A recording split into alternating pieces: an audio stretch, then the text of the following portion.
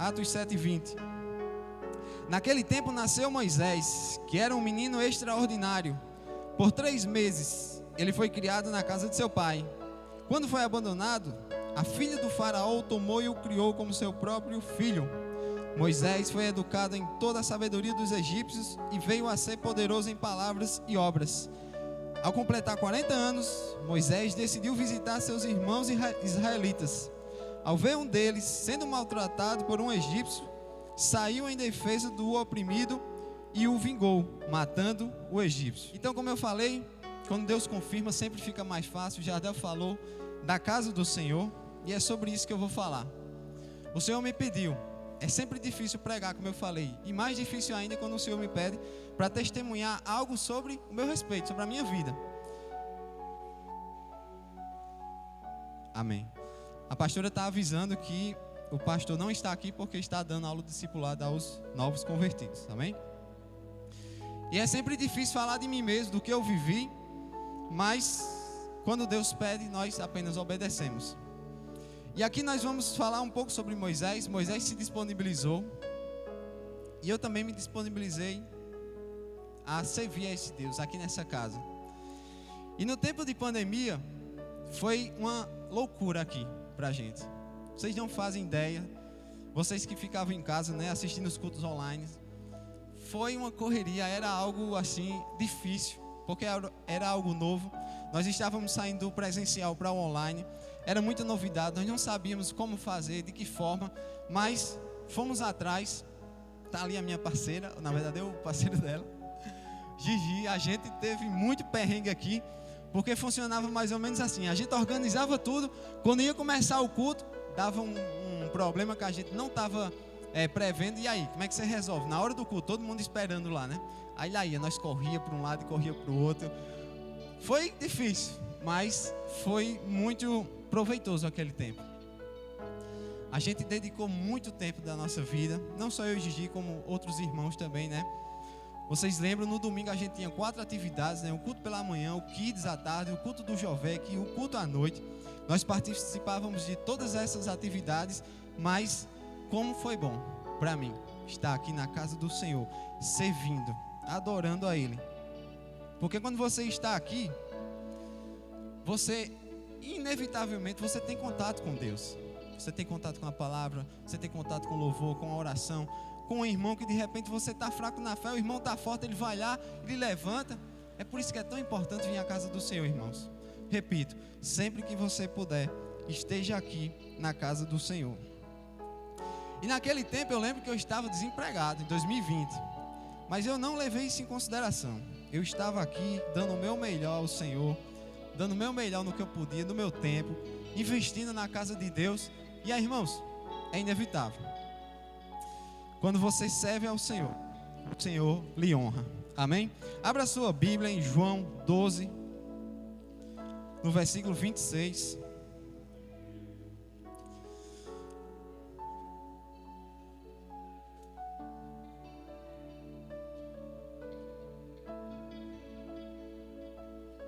João 12, 26. Todos encontraram? Diz assim a palavra de Deus: quem me serve precisa seguir-me, e onde eu estou, o meu servo também estará. Aquele que me serve, o meu Pai o honrará. Então, é inevitável, irmãos. Quando nós servimos ao Senhor, de todo o nosso coração, de todo o nosso entendimento, com todas as nossas forças, é inevitável, o Senhor nos recompensa. E não é uma questão de troca, é uma questão de Bíblia, é uma questão de promessa que o Senhor prometeu e Ele vai lá e cumpre. E eu lembro que na época estava desempregado, estava estudando para concurso. E estudando, e não passava de jeito nenhum, mas sempre aqui na casa do Senhor, servindo com toda a excelência que eu podia. E quando foi esse ano, a recompensa veio. Eu vi o meu nome escrito lá no diário oficial. Como foi bom para mim aquilo, como foi gratificante. E na hora que eu vi o meu nome ali, passou um filme na minha cabeça, o Senhor testificando coisas ao meu coração. E aí a pastora mandou um áudio para mim, me parabenizando e falando as mesmas coisas que o Senhor tinha falado comigo. Sabe? Deus falava comigo. Sabe aquelas vezes que você estava lá me servindo? Sabe aquelas vezes que você estava lá abrindo mão, até mesmo do seu estudo, até mesmo da sua família? Sabe todas as vezes que você podia estar em qualquer outro lugar, mas você estava lá? Chegou a hora de você colher. E chegou a hora de eu colher, irmãos. E como é bom você respirar o ar de uma bênção, de uma promessa. Quando eu fico ali na UFRN, eu fico maravilhado com Deus, do que Deus fez na minha vida, está fazendo. Viver uma promessa antiga, que o serviço à casa de Deus não impediu que eu alcançasse ela. Isso não estava previsto aqui. Mas eu quero que todos aqueles que serviram na sopa hoje, fiquem de pé, por favor. Você viu que a gente anunciou que a igreja hoje estava vendendo sopa para a reforma da igreja. E está aqui alguns irmãos que estavam trabalhando nela. E como eu fico feliz enquanto líder de jovens. Gigi já está chorando, tenho certeza. Em ver vocês servindo a esse Deus com tanta excelência. Eu cheguei aqui, todos vocês estavam aqui. E o Senhor me mandou te dizer, não tenham dúvida. Eu retribuirei a vocês a cada minuto investido na obra de Deus. Amém? Pode sentar. É assim que o nosso o serviço com a igreja nos aproxima de Deus, como eu falei. Então, sempre que você puder, esteja aqui servindo em alguma coisa. Esteja presente nas atividades. Esteja presente no que você puder e ajude. Cada um aqui tem um dom incrível. Não pedi licença, mas eu vou citar. Tinha esqueci o nome. O Gatão. O Gatão, né? Todo mundo conhece. Thales, né? Naquele dia a gente sem energia aqui. E aí o culto rolando, aquela bênção, de repente tinha luz. Como o pastor disse, não tinha energia, mas tinha luz. 2 abençoados foram lá e serviram com aquilo que eles sabem. Serviram a obra de Deus. O culto ficou melhor. A gente conseguiu ver melhor o que estava sendo lendo. A gente conseguiu ver o pastor. Então é isso, irmão. Não se limite. Apenas se disponibilize. O que você sabe fazer? Coloque nas mãos de Deus. E Deus fará infinitamente mais. E diferente das mensagens que eu prego, que eu trago, o Senhor sempre me dá para seguir uma linha de raciocínio específico, mas hoje vai ser um pouco diferente. Nós vamos ver 4 pontos diferentes. O primeiro foi servir a Deus e a igreja. E você será recompensado, não tenha dúvida disso. O segundo, fidelidade. Abra sua Bíblia lá em Jó 1.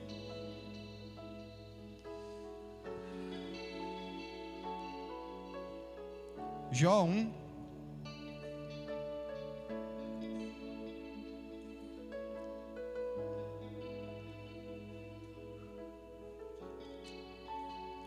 Jó 1, versículo 22. Fala assim: em tudo isso, Jó não pecou e não foi culpado. Em tudo isso, Jó não pecou e não culpou a Deus de coisa alguma. Segundo ponto, fidelidade. Você é fiel para com Deus?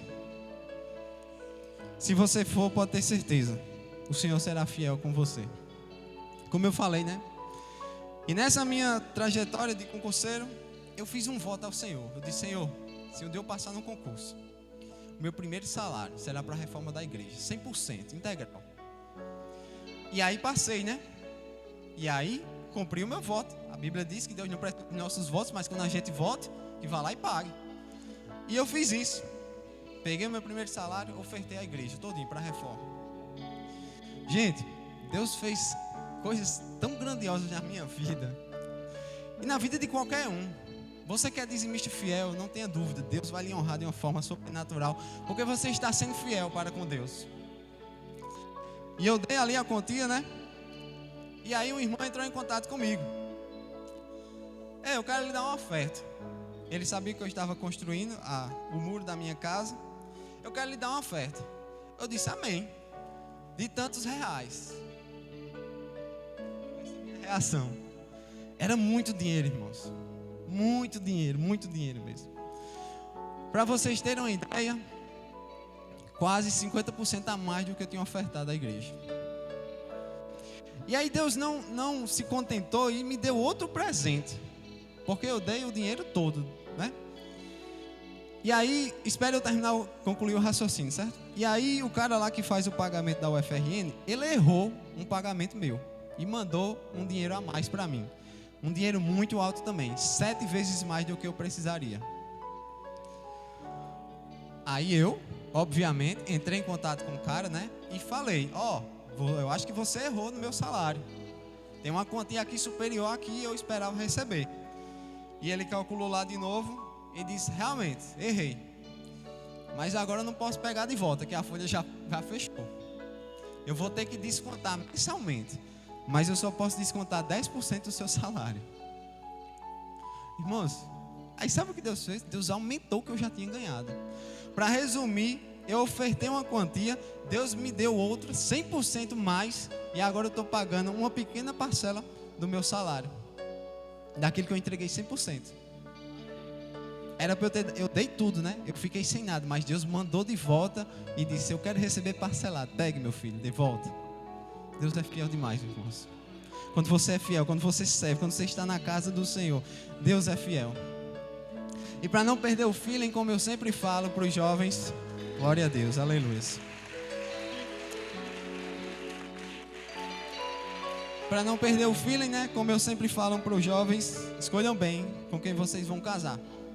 Porque eu cheguei para Paulinha e disse, Paulinha, é o seguinte, você sabe que eu fiz o voto, vou ter que dar o dinheiro à igreja, e agora a gente vai ter que cortar alguns gastos aqui, porque não vai dar para cobrir as despesas.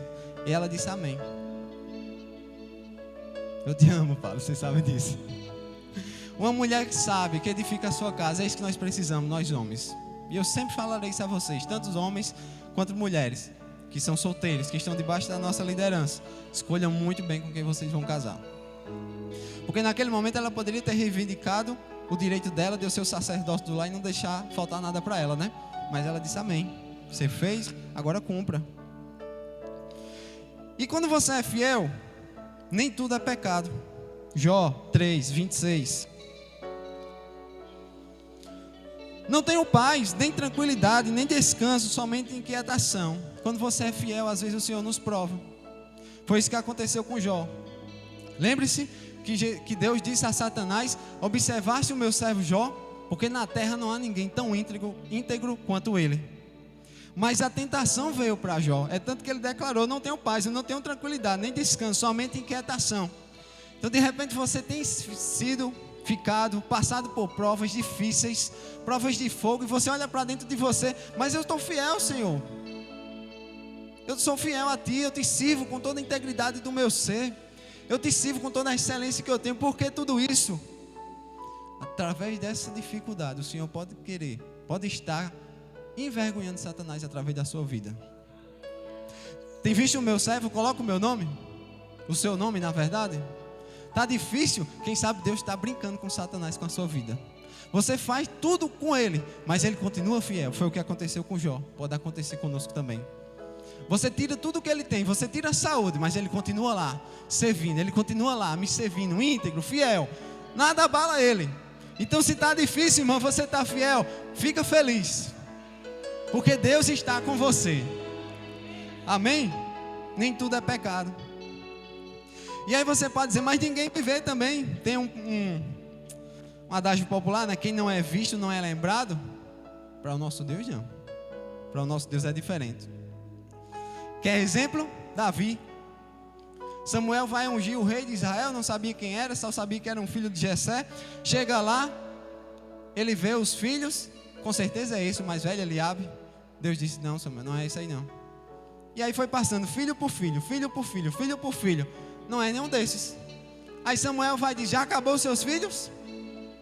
Aí Jessé pensou, falta um menor, está lá no pasto, apacentando as ovelhas. Pois mande chamá-lo, eu quero ver ele. Quando Davi coloca o pé na casa, o Senhor diz, é ele, pode ungir, esse é o meu escolhido. Querem outro exemplo? Natanael. Quando Filipe vai apresentar Natanael a Jesus, Jesus diz, eis aí um verdadeiro israelita de Deus. E Natanael acha estranho, nunca tinha visto a Jesus. O que é que está acontecendo? Como é que você sabe que eu sou um israelita? Natanael, eu te vi debaixo da figueira. E eu estava estudando, passei para os jovens esses dias, né? Nós estávamos estudando sobre os discípulos de Jesus. E Natanael, muito provavelmente, naquela época, a casa era pequena, só tinha um cômodo. A cozinha era ali dentro também, então tinha muita fumaça. Muito provavelmente, a figueira é onde Natanael buscava a Deus. Muito provavelmente, Natanael, o escondido de Deus, como a gente chama, era lá na figueira. Muito provavelmente, Natanael orava ali, buscava a Deus e falava coisas que ninguém mais sabia. E quando Jesus disse, Natanael, eu te vi debaixo da figueira. Ele diz o quê? Senhor meu e Deus meu. Querem outro exemplo? Mefibosete. Está lá Davi no reino, sentado no trono, um rei, com todas as regalias. Aí ele lembra, será que tem algum filho de servo, filho de Saul, da família de Saul, que eu possa abençoar? E aí trazem o servo Ziba dele, tem um, Mefibosete, filho de Jonas. Então mande chamá-lo, eu quero abençoá-lo. E aí quando Mefibosete chega, Davi diz, a partir de hoje você comerá na minha mesa. Eu restituirei a você todas as terras que foram do seu avô Saul, elas são tuas agora. E a partir de hoje você comerá comigo todos os dias na minha mesa. 3 exemplos. Eles não estavam sendo vistos por pessoas, mas o Senhor estava vendo cada um deles. Então quando você é fiel, quando você é invisível para os homens, você se torna visível para Deus. Deus está vendo a sua luta, Deus está vendo a sua inquietação, Deus está vendo aquilo que tem feito, as pessoas têm feito contra você, mas no momento certo, Ele honrará a fé e a fidelidade de vocês. Eu tenho certeza. Propósito. Terceiro ponto. Atos 7, 34 e 36. Continuando a leitura bíblica de hoje.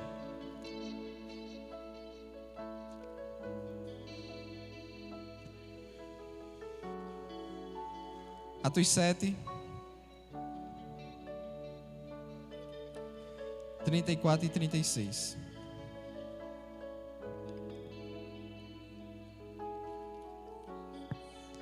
Diz assim: de fato tenho visto a opressão sobre o meu povo no Egito, ouvi seus gemidos e desci para livrá-los. Venha agora, e eu o enviarei de volta ao Egito. Este é o mesmo Moisés que tinham rejeitado com estas palavras. Quem o nomeou líder e juiz? Continua. Ele foi enviado pelo próprio Deus para ser líder e libertador deles, por meio do anjo que lhe tinha aparecido na sarça. Ele os tirou de lá, fazendo maravilhas e sinais no Egito, no Mar Vermelho e no deserto durante 40 anos. Propósito. Com certeza você já ouviu falar muito em propósito aqui nesse lugar. E eu te pergunto, qual é o seu propósito? Eu sei qual é o meu, ou pelo menos uma parte. Uma pequena parte dessa mensagem, desse trecho que eu estou falando agora, foi a mensagem que eu levei lá para Jardim do Seridó, num convite que eu recebi. E quando eu estava me preparando ali, estava orando, e o Senhor me revelou porque eu estaria em Natal. Porque até então eu estava orando, Senhor, o que eu vou fazer aqui? Me revela. Qual é o meu propósito? O que o Senhor quer que eu faça? E eu estava orando. E o Senhor disse, falou assim, sabe o que Davi fez com Urias? Colocou onde a batalha era mais intensa? É isso que eu vou fazer com você. Irmãos, e às vezes eu passo lá na UFRN, parece que eu estou em Sodoma e Gomorra. Tudo que você imaginar de mazela existe ali. Mazela contrária à palavra de Deus. E eu tremi na base, confesso, fiquei com medo. Eu disse, Senhor, eu estou com medo, eu não me acho capaz. Mas se o Senhor for com Moisés, se o Senhor for comigo, do jeito que o Senhor foi com Moisés, eu irei. Eis-me aqui. E já comecei. Nós temos alguns bolsistas lá, comecei a pregar para eles. A mulher da Copa lá, ela é desviada do Senhor. Já estou chegando perto dela. Já conheci algumas pessoas para ajudar-me a fazer isso. Entrei em contato com o Gigi. Gigi, o que é que eu faço? Procuro pockets. Foi, Gigi? Com certeza tem um pockets aí, tá certo. Vou procurar um pockets. Procurei. Entrei em contato com o líder. E toda quarta-feira estou lá, anunciando a palavra de Deus com eles, para a honra e glória do meu Deus. Amém? Então, qual é o seu propósito? Então, quando nós pensamos em Moisés, nós logo pensamos na multidão, nas pessoas que ele libertou. Mas de repente, irmão, você vai libertar uma pessoa. Uma. Não vai ser uma multidão, não vai ser muitas pessoas, vai ser uma pessoa. Mas com certeza, Deus ama essa vida incondicionalmente e quer usar você para libertar ela. Todos nós temos alguém que nós podemos libertar. Basta tão somente nós nos disponibilizarmos ao Senhor. Porque nós sempre solicitamos os nossos direitos, mas não praticamos os nossos deveres. Por quê? Nós sempre pedimos, né? Randieres falou, é bíblico. É direito seu, peça mesmo. Pedir, dá-se-vos-á, mas ofereça também. Por que nós não oferecemos? Porque nós queremos sempre usar do egoísmo. Só eu, venha para mim, é eu que esteja bom. O evangelho nunca será sobre egoísmo, será sobre altruísmo. Você pensar no outro, é o outro primeiro que você. Foi isso que Jesus fez. Ele pensou em mim, ele pensou em você, antes de pensar nele. Então peça mesmo. Tem causas diante de Deus? Peça, busque, mas se disponibilize também. Você tem um dom, eu tenho certeza. Você tem alguma coisa dentro de você que, se você disponibilizar nas mãos de Deus, Deus vai fazer coisas grandes na sua vida. Eu nunca me imaginei pregando, mas um dia eu ouvi Almir aqui atrás, pegando um balde d'água para ir limpar lá a salinha. Almir era professor de escola bíblica. E ele me dizendo, eu amo isso aqui, mas eu não tenho tempo. Eu tenho um monte de coisa para fazer em casa. E eu analisei, Senhor, eu tenho tempo. Eu não faço nada no domingo. Está aí um cara casado, com várias responsabilidades, servindo ao Senhor, e eu aqui sem fazer nada. Vou me disponibilizar também. E aqui, nesse lugar, uma oração, 5 horas da manhã, o diácono Cláudio estava com a gente. Eu orei, Senhor, eis-me aqui, eu não sei fazer quase nada, mas o que o Senhor me botar, eu faço. Fui corajoso, não foi? Quando eu levantei, Cláudio olhou para mim, amanhã você traz a mensagem, amém? Lembra disso, Cláudio? Aí eu disse, como assim, já? Já? Aí eu pensei, não, Cláudio, dá certo não. Eu pensei na oração, né? Não, tá certo, eu vou fazer o quê, né? Já orei. Mas, irmãos, nunca imaginei pegar no microfone, nunca imaginei liderar jovens. Foi apenas uma oração. Senhor, eis-me aqui, me ajuda. Eu não sei não, mas se o Senhor pegar na minha mão, eu vou. Estou aqui aprendendo com vocês, dia após dia. Solicitar deveres. Vá lá em 2 Reis 18. Solicite os seus direitos, mas pratique os seus deveres diante de Deus. Você verá quão você será abençoado com isso. 2 Reis 18, 1 ao 3 fala assim: no 3º ano do reinado de Oséias, filho de Elá, rei de Israel, Ezequias, filho de Acais, rei de Judá, começou a reinar.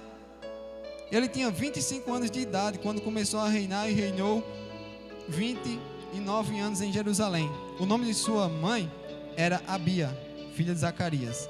Ele fez o que o Senhor aprova, tal como tinha feito Davi, seu predecessor. Então, se vocês lembram bem, em 2 Reis, Gigi até falou um pouco domingo, todos esses reis que vinham aqui, muitos deles, a maioria, eram reis que agiam contrário à palavra de Deus, né? Sempre no início do capítulo tem, e rei tal fez o que era ruim, mal aos olhos do Senhor, e rei tal fez o que o Senhor reprova. Mas aqui nós temos Ezequias, que ele fez o quê? Fez o que o Senhor aprova. Agora vá lá para 2 Reis 20. Lembra que eu disse que nem tudo é pecado? A assolação chegou em Ezequias, a doença. 2 Reis 20 fala assim: naquele tempo Ezequias ficou doente e quase morreu. O profeta Isaías, filho de Amós, foi visitá-lo e lhe disse: assim diz o Senhor, põe em ordem a sua casa, pois você vai morrer, não se recuperará. Ezequias virou o rosto para a parede e orou ao Senhor: lembra-te de mim, Senhor, como tenho te servido com fidelidade e com devoção sincera. Tenho feito o que tu aprovas. E Ezequias chorou amargamente. Antes de Isaías de deixar o pátio intermediário, a palavra do Senhor veio a ele: volte e diga a Ezequias, líder do meu povo, assim diz o Senhor, Deus de Davi, seu predecessor: ouvi sua oração e vi suas lágrimas, eu o curarei. Daqui a 3 dias você subirá ao templo do Senhor, acrescentarei 15 anos à sua vida, e livrarei você e esta cidade das mãos do rei da Síria. Defenderei esta cidade por causa de mim mesmo e do meu servo Davi. Então disse Isaías: preparem um emplasto de figos. Eles o fizeram e o aplicaram à úlcera, e ele se recuperou. Ezequias havia perguntado a Isaías: qual será o sinal de que o Senhor me curará e de que hoje, há 3 dias, subirei ao templo do Senhor? Isaías respondeu: o sinal de que o Senhor vai cumprir o que prometeu é este: você prefere que a sombra avance ou recue 10 graus na escadaria?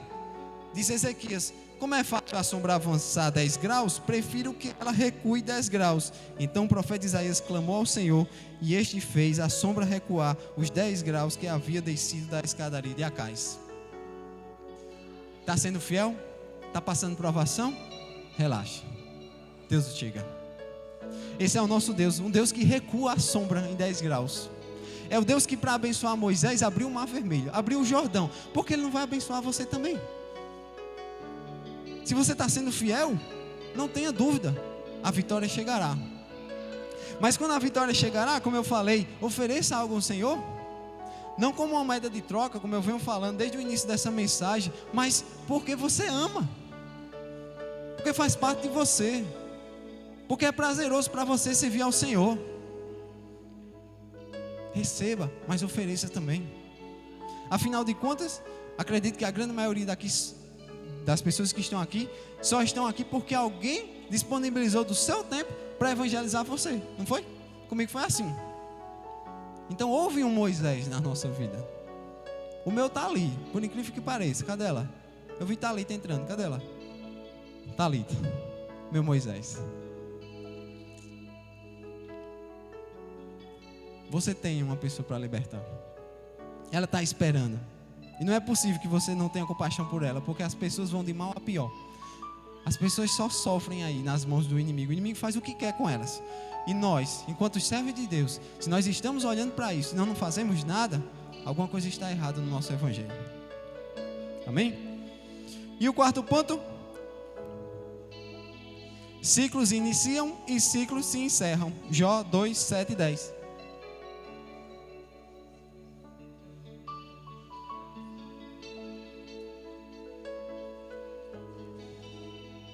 Jó 2.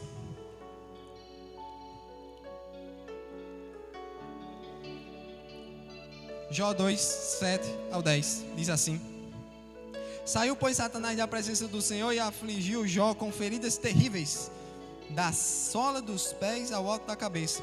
Então Jó apanhou um caco de louça e com ele se raspava, sentado entre as cinzas. Então sua mulher lhe disse: você ainda mantém a sua integridade? Amaldiçoe a Deus e morra. Ele respondeu: você fala como uma insensata. Aceitaremos o bem dado por Deus e não o mal? Em tudo isso, Jó não pecou com seus lábios.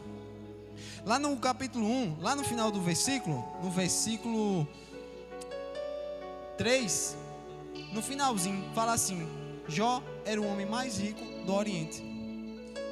Ciclos iniciam e ciclos se fecham. Em um momento, Jó era o homem mais rico do Oriente. Em outro momento, Jó não tinha mais nem saúde. Já tinha perdido todas as riquezas.